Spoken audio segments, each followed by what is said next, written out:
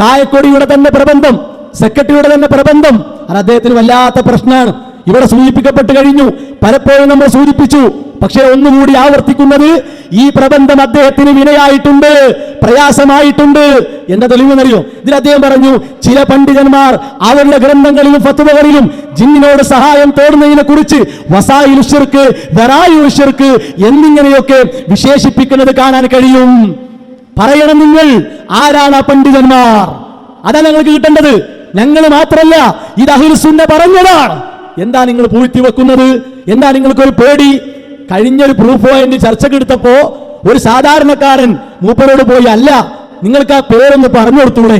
അപ്പൊ അയാളെ രസകരമായ മറുപടി എന്താ അറിയോ? ശിർക്ക് തീരുമാനാകട്ടെ, പിന്നല്ലേ ശിർക്കിലേക്കുള്ള വഴി. നല്ല സെക്രട്ടറിയാ. തീരുമാനാകേണ്ട ശിർക്ക് വന്നത് എങ്ങനെ? അത് വസായിലൂടെയല്ലേ?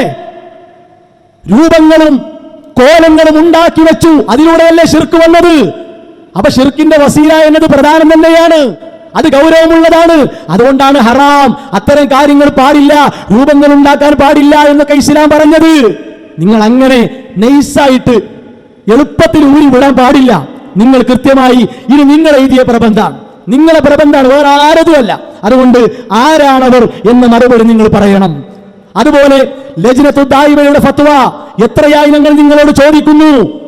അവർ ശിർക്കിലും കുഫറിലും റിദ്ദത്തിലുമാണോ? പറയണം നിങ്ങൾ. വിസ്ഡം ഇസ്ലാമിക് ഓർഗനൈസേഷന് നേരെ അല്ല നിങ്ങൾ ഇത് പൊട്ടിക്കേണ്ടത്. ഇത് പൊട്ടിക്കുകയാണെങ്കിൽ ഒരു തലക്കെന്ന് പോരേണ്ടി വരും. അപ്പോ ഇത്തരം കളികൾക്ക് നിൽക്കാതെ കൃത്യമായ ഉത്തരമുണ്ടെങ്കിൽ അതാണ് നിങ്ങൾ പറയേണ്ടത്.